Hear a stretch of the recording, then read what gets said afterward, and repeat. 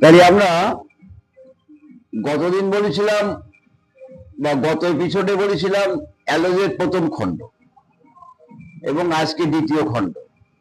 এই দ্বিতীয় খণ্ডে আমরা রোগ নিয়ে কিছু কথা বলি।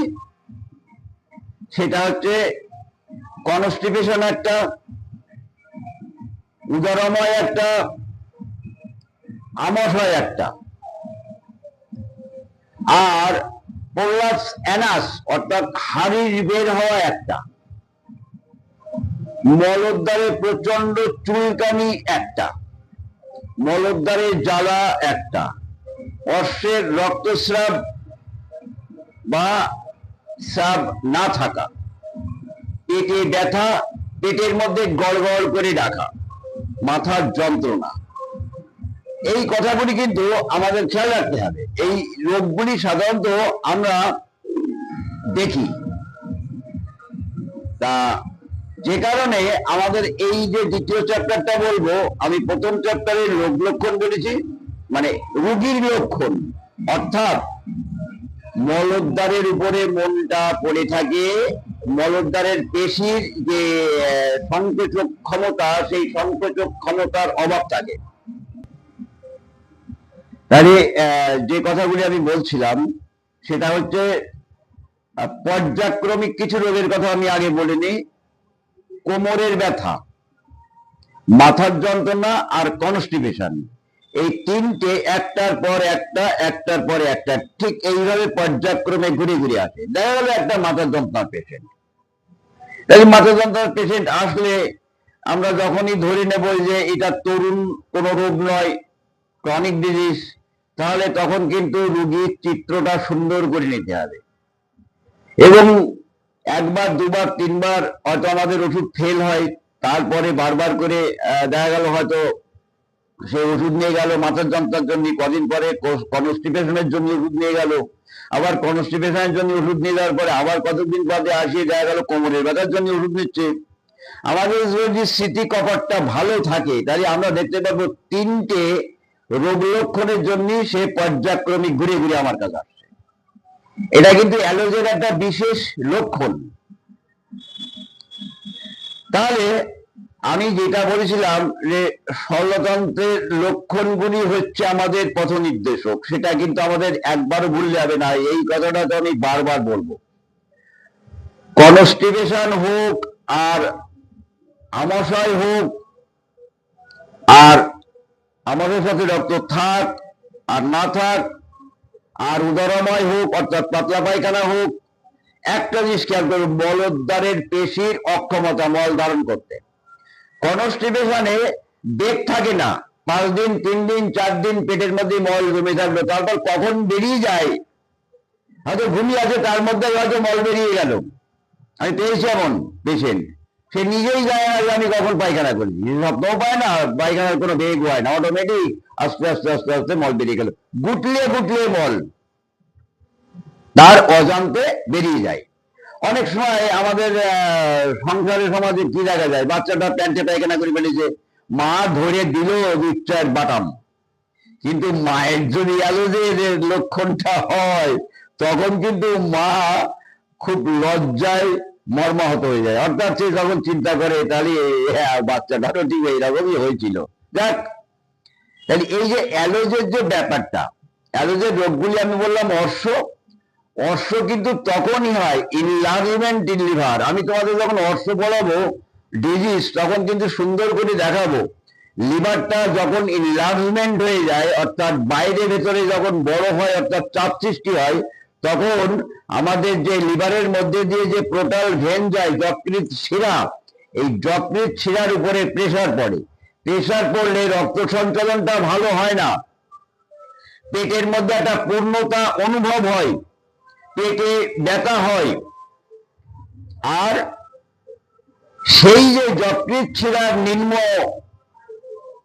অংশটা অর্থাৎ পেরিনিয়াম মলদ্বার, এই মলদ্বারের এখানে ভেনগুলি ফুলে মোটা হয়ে যায়, অর্থাৎ অর্শের বড়ি তৈরি হয়, ফেটে গিয়ে রক্ত পড়তেও পারে নাও পারে।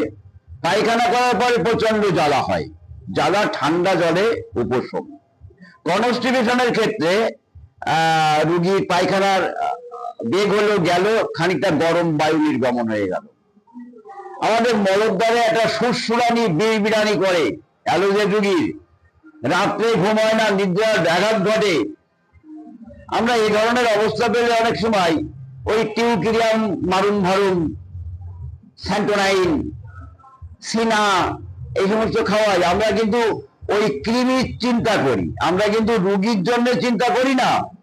আমাদের উচিত হচ্ছে রুগীর জন্য চিন্তা করা। রুগীর লক্ষণগুলি কি? আমরা যদি রুগীর লক্ষণগুলি পাই তাহলে আমরা কিন্তু অ্যালোজ দিলে খুব মন্ত্রের মতন কাজ হবে। আমি দেখেছি অর্শের বলিগুলি অ্যালোজ ব্যবহার করার পরে অর্শের বলিগুলি কেটে পড়ে যেতে।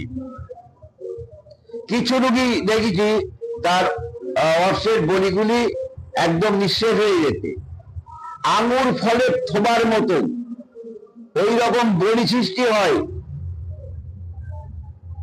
তাহলে আমরা খেয়াল রাখবো যে রোগ কি এটা কিন্তু বড় কথা নয়।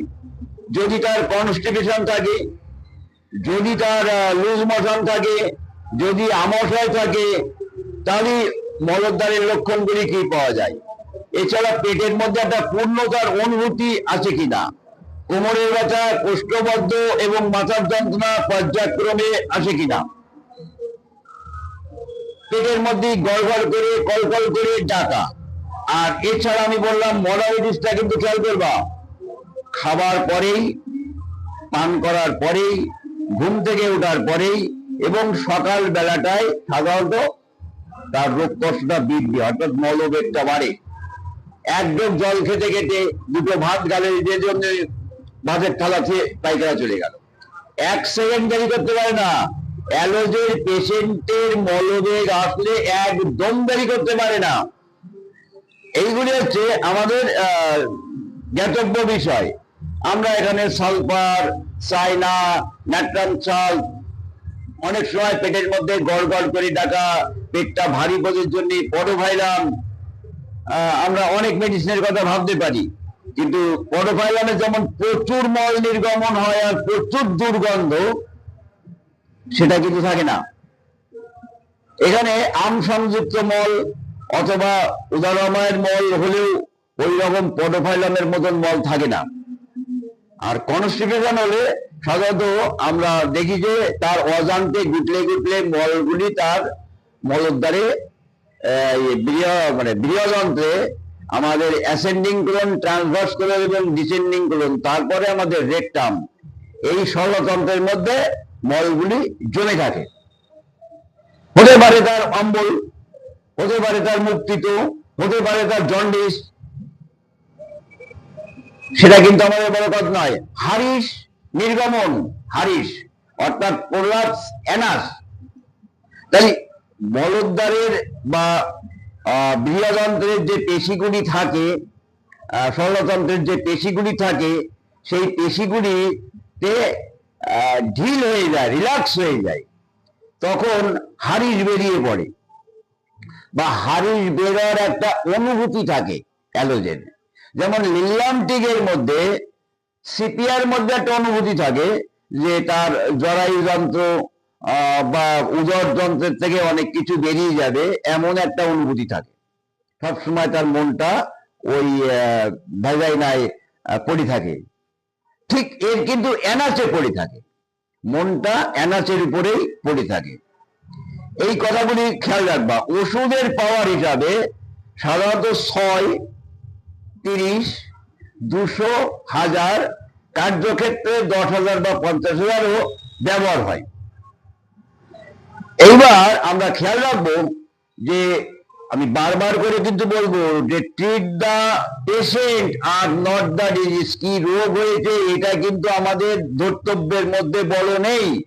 কি লক্ষণগুলি, আত্ম অনুভূততার লক্ষণগুলি কি দিচ্ছে, তার জেনারেটিসটা কি দিচ্ছে, তার মডালিটিসটা কি দিচ্ছে, রোগীর মানসিক লক্ষণটা কি দিচ্ছে।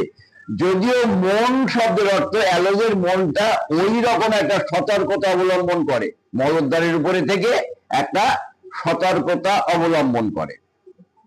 এইটা আমাদের খেয়াল করতে হবে। আমি বারবার করে বলছি, সরলতন্ত্র, সম্পর্কের লক্ষণগুলি আমাদের অ্যালোজ নির্বাচনের পথ প্রদর্শক। তোমরা সুন্দর করে যখন অ্যালোজ বইতে পড়বা তখন এই জিনিসগুলি খেয়াল করবা। তোমরা পড়বা মেলা 3, 4, 5 পৃষ্ঠা পড়বা, কিন্তু দেখবা আমি যে সংক্ষিপ্ত আলোচনা করলাম এই কথাগুলি বাদ দেওয়ার পরে কিন্তু অ্যালোজের আর কিছুই থাকে না। আমি তোমাদের বারবার করে বলবো এই ভিত ভূমিটা তোমরা মনের মধ্যে রেখে দিবা। তাই দেখবা যে সমস্ত মায়েদের বাচ্চা হওয়ার পরে প্রচন্ড অ্যালোপ্যাথি ওষুধ ব্যবহার হয় তাদের মধ্যে 7% পেশেন্টের পাইলস হয়, অর্থাৎ অ্যালোপ্যাথি ওষুধের অপব্যবহার। দেখবা যে সমস্ত রোগীর ইউএসজি করে লিভার ভালো থাকে, ইনলার্জমেন্ট অফ লিভার থাকে, লিভারে ফ্যাট থাকে, তাদের মধ্যে অনেকেই দেখবা অর্শ আছে। এই সমস্ত গুলি খেয়াল রাখবা। তাহলে ওষুধের অপব্যবহার থেকে একটা হয়, অলসতার ক্ষেত্রে হয়, অতিরিক্ত পরিশ্রম করার ফলে হয়, আর মদ্যপান যারা করে তাদেরও অনেক সময় লিভার আক্রান্ত হয়, এবং যকৃৎ শিরায় রক্ত অবরোধ করে, যকৃৎটা আক্রমণ করে, বৃহদন্ত্র আক্রমণ করে, এবং মলদ্বার পেশির সংকোচক পেশিগুলি আক্রান্ত হয়। মলদ্বারের উপরে মনটা পড়ে থাকে, মল ধারণ করার ক্ষমতা সাধারণত থাকে না, থাকে এই পর্যন্ত